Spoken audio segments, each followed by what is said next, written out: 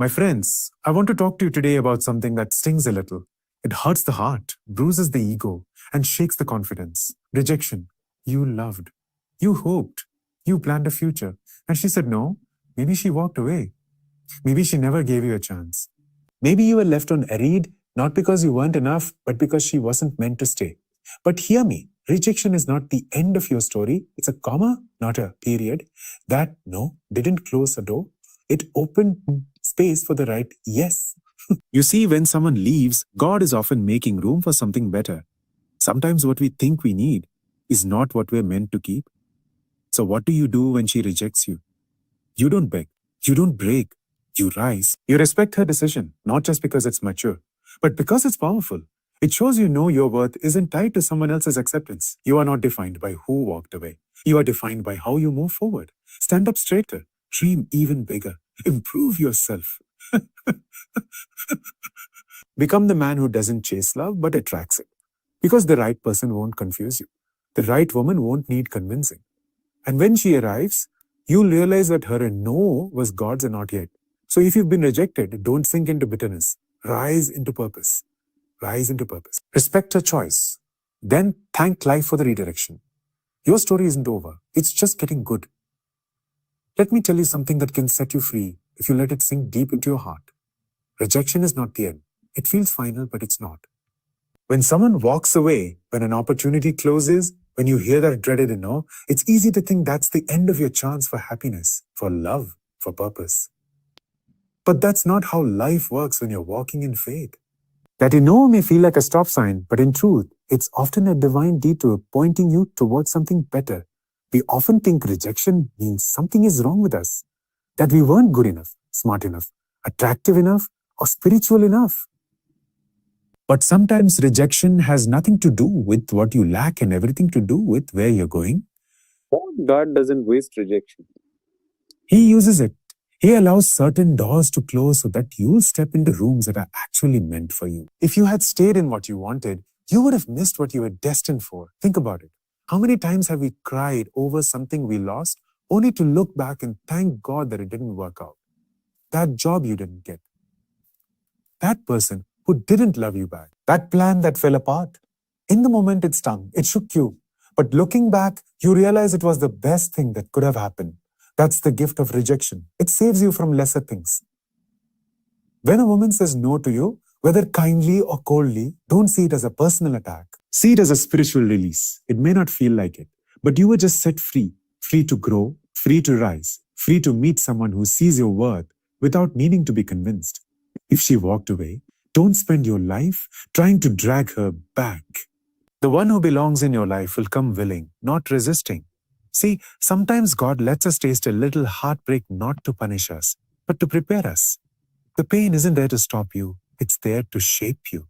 When you respond to rejection with faith, not bitterness, not self-pity, but real faith, you tap into a strength that can be faked. That kind of resilience attracts the right people and right opportunities. Because you're no longer chasing, you're becoming. And here's the truth. Rejection exposes what's temporary and clears the path to what's eternal. That woman who left may have been good, but not God-sent. That relationship might have felt right in the moment, but it wasn't rooted in destiny. When something or someone is meant to stay, no force on earth can remove them. But when they're not meant for your future, no amount of convincing can make them stay. So instead of seeing rejection as a curse, start seeing it as correction. It's not about what you're losing. It's about what you're being led into. And you can't be led into something new if you're still chained to something that was never meant to last. Life isn't punishing you. It's promoting you by pruning what's not meant to bear fruit in your life. You're not at the end of your story. You're not even in the sad part. You're in the setup, the preparation, the refining. When rejection hits, don't crumble. Recalibrate. That no was not the end. It was heaven saying, I've got something better. Just wait and see. When someone rejects you, especially someone you cared for, admired, maybe even dreamed about, the natural instinct is to resist. You want to fix it, prove your worth, win them back. You might feel like you need to convince them they made a mistake, that if they only saw what you see, they'd come around. But hear this clearly. Real strength doesn't try to control others. It learns to honor their freedom. When she says no, you don't argue with dignity. You respect her choice because that's what a man of integrity does. There's a power that rises in you when you let go with grace. When you don't chase, don't beg, don't guilt trip, but instead say, I respect your decision. That doesn't make you small. That makes you strong. It says you are grounded enough in your own identity that someone else's acceptance doesn't define you. It takes far more courage to accept rejection than to pretend it never happened. And in that courage, you grow. Sometimes in the moment, it feels like giving up, like surrendering. But it's not. You're not surrendering your worth. You're surrendering control. And that's a big difference. You see, you can't force love. You can only invite it. If she doesn't feel the same, trying to push or persuade won't change her heart. It will only change how she sees yours. But when you honor her voice, even if it breaks your heart, you walk away with your head held high. There's something deeply attractive about a person who doesn't cling out of desperation. When you say, I hear you and I honor your truth, it shows maturity. It shows you're not looking for ownership. You're looking for partnership. And if that partnership isn't possible, you don't lower yourself to force what was never meant to fit. You respect her enough to let her go and yourself enough not to settle. Letting go doesn't mean you didn't care. It doesn't mean it didn't matter. It just means you value both of you enough to move forward with integrity. There is strength in stillness. There is dignity in silence. There is power in peace. And when you choose to walk away peacefully, you're not just showing her who you are. You're reminding yourself of who you're becoming. And let's be honest, chasing someone who has already made a decision can slowly drain your spirit. It chips away at your confidence and burdens your heart with questions that won't bring peace. But when you accept that no, with respect, not resentment, you free yourself to heal. You release her from guilt, and you open up space for clarity to enter both your lives. Not every connection is meant to last. Not every attraction is meant to bloom. But every choice we make in response to others reveals the character we're building. So when rejection comes, make the choice that reflects your highest self. Choose respect, not because it's easy, not because it hurts less, but because it sets you free, free from bitterness, free from blame, free from begging for someone else's approval. And here's what you'll find. When you carry yourself with honor, you don't lose, you evolve. You gain something that no one else can give you. The kind of confidence that doesn't come from being chosen, but from choosing to rise above. So when she says no, don't let it break you. Let it bless you by giving you a chance to walk away with strength. It's easy to let the pain of someone's absence shape your identity. When someone walks away, especially someone you had deep hopes for, you start questioning everything. Was I not enough? Did I do something wrong? You replay moments, conversations, silence. But let me tell you today, you are not defined by who left you. You are defined by what you did after they left. If you let every rejection become a reason to doubt your worth, you'll start building a false identity, one shaped by other people's decisions rather than your God-given value. People will come and go. Some will lift you, some will hurt you, and some will confuse you. But your identity isn't up for negotiation. It's rooted in something deeper than human approval. A person walking out of your life does not diminish your value. You are not a broken product on the shelf. Just because someone didn't buy in, you are still chosen, still worthy, still called. Their departure doesn't cancel your destiny. Sometimes it clarifies it. The truth is, how you respond in the face of loss reveals the strength you didn't know you had. Letting someone go with grace takes maturity. Choosing peace instead of revenge, choosing growth instead of self-pity. These are decisions that shape who you become.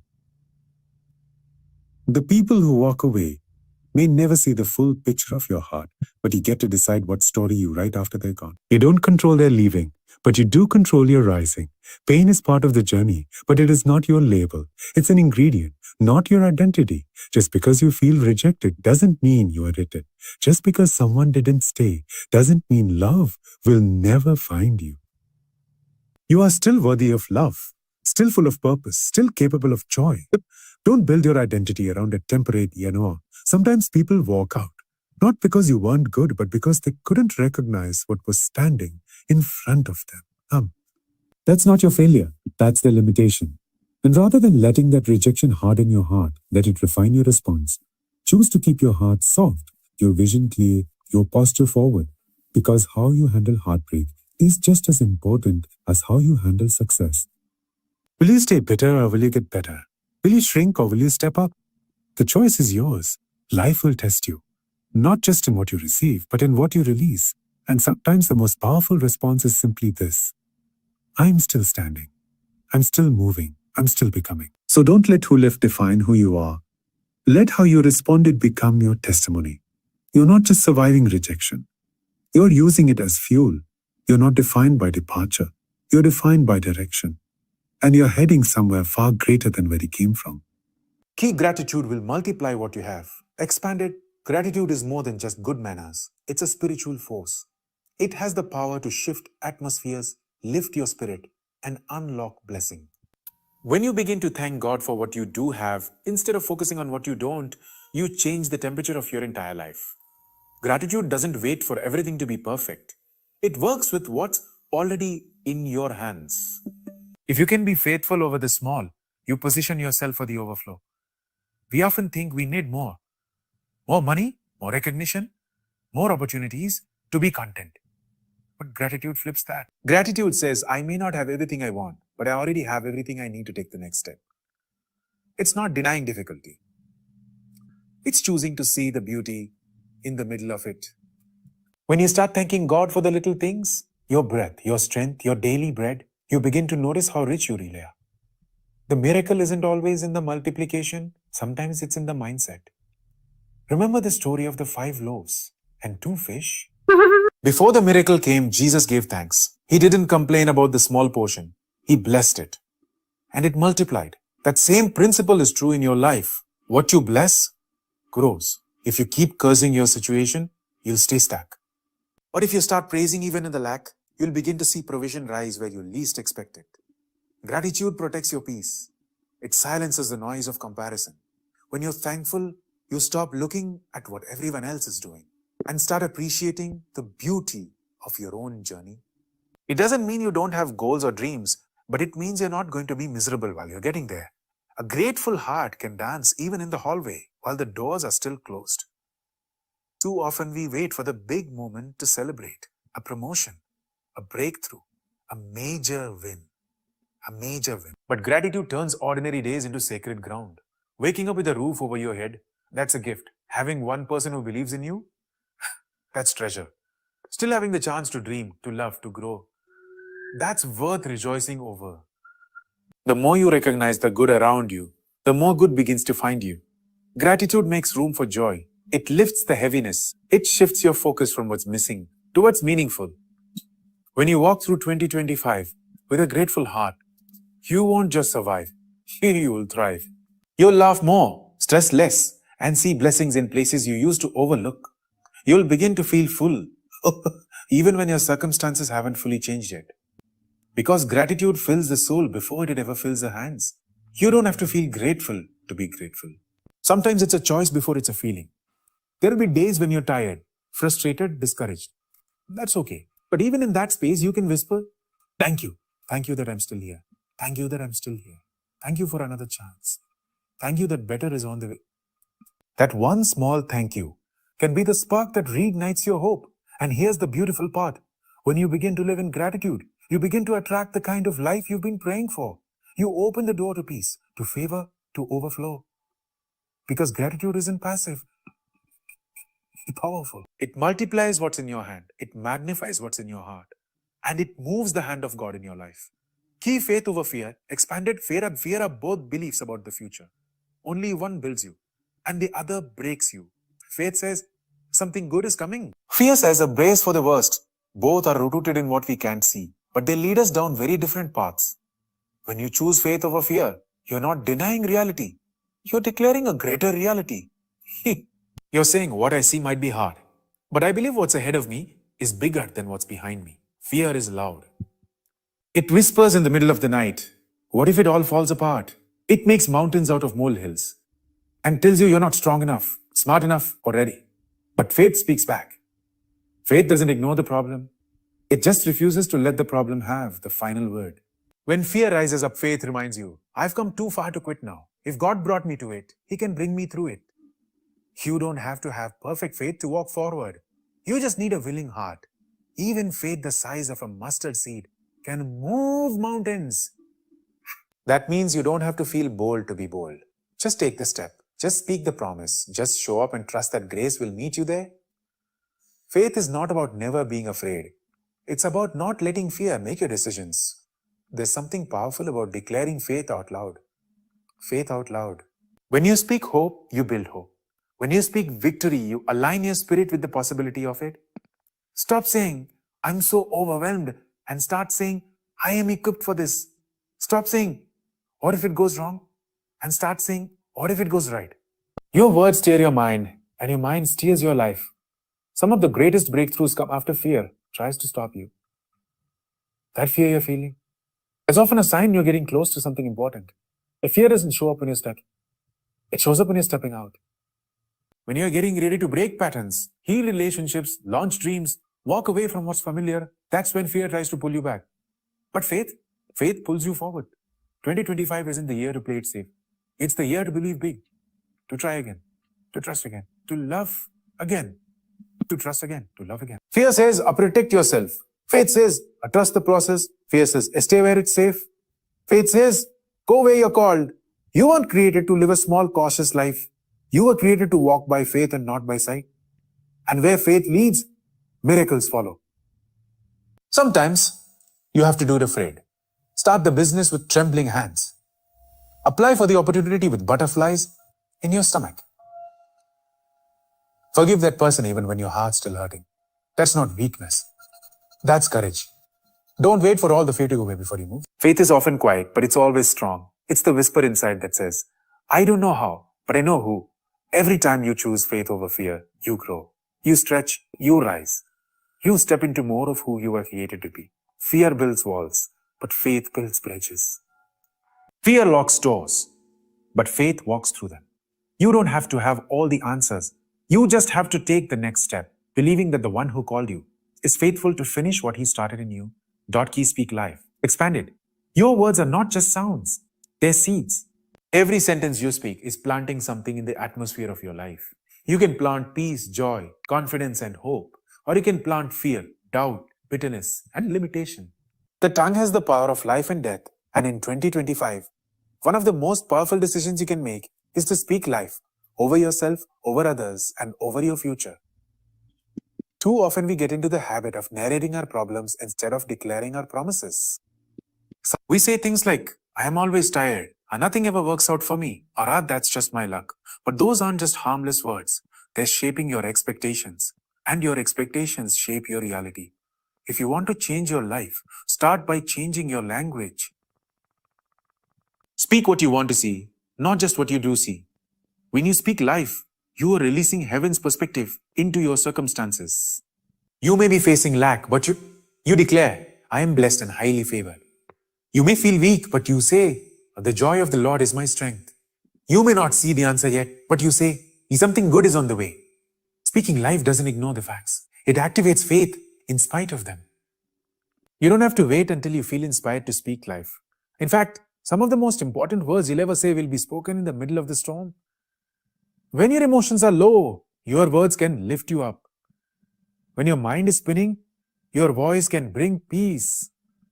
You can't always control what thoughts come to you, but you can decide what comes out of you. Speak life, especially when it's hard. What you say about yourself matters. Don't talk yourself out of your destiny by repeating what someone else said about you. You are not what they called you.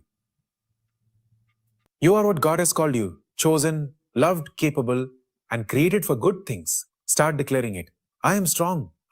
I am full of purpose. I am rising higher. Say it even when you don't feel it. Because eventually, your heart will catch up to your confession. Speaking life doesn't just change you, it changes the people around you. When you tell your child, I believe in you, it plants courage. When you tell your spouse, hey, we are going to get through this together, it plants unity. When you tell a friend, you've got what it takes, it plants strength.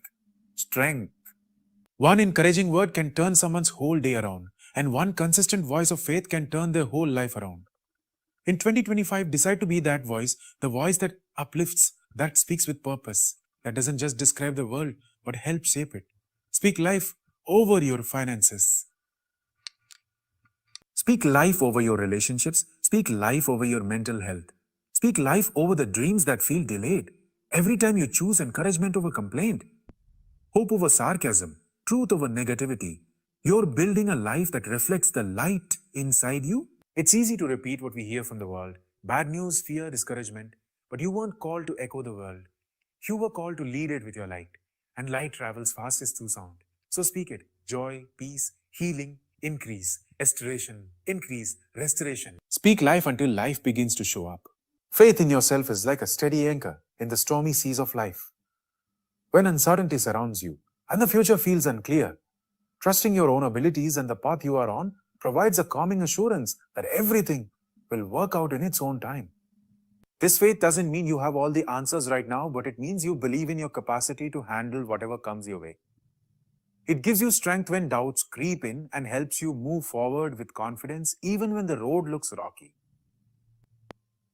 Often the uncertainty about the future comes from a fear of the unknown. We want clear answers, defined plans, and guaranteed success. But life rarely unfolds with such certainty. Having faith in yourself means accepting that uncertainty is a natural part of the journey. It means believing that you are equipped with the wisdom, courage, and resilience needed to navigate whatever twists and turns may arise. This belief acts as a shield against the paralyzing fear that uncertainty can bring. We may wonder how things will unfold, worry about challenges ahead, or feel stuck because the path isn't clear. But even when we can't see the full picture, it's important to remember that the future is already being prepared for you. There are forces at work, whether it's your own efforts, circumstances, or unseen support, that are shaping the road ahead in ways you may not yet understand. Sometimes the preparation for your future happens quietly behind the scenes. It's in the small decisions you make daily, the lessons you learn from mistakes, and the experiences that build your character and strength. These moments may not seem significant at the time, but they are pieces of a larger puzzle coming together. Your hard work, your patience, and your persistence all contribute to the foundation of what's coming next. Even if progress feels slow, trust that something important is being built. Life often uses unexpected events to prepare us. Sometimes what looks like a setback is actually a setup for something better. Doors may close, relationships might shift, or plans may change.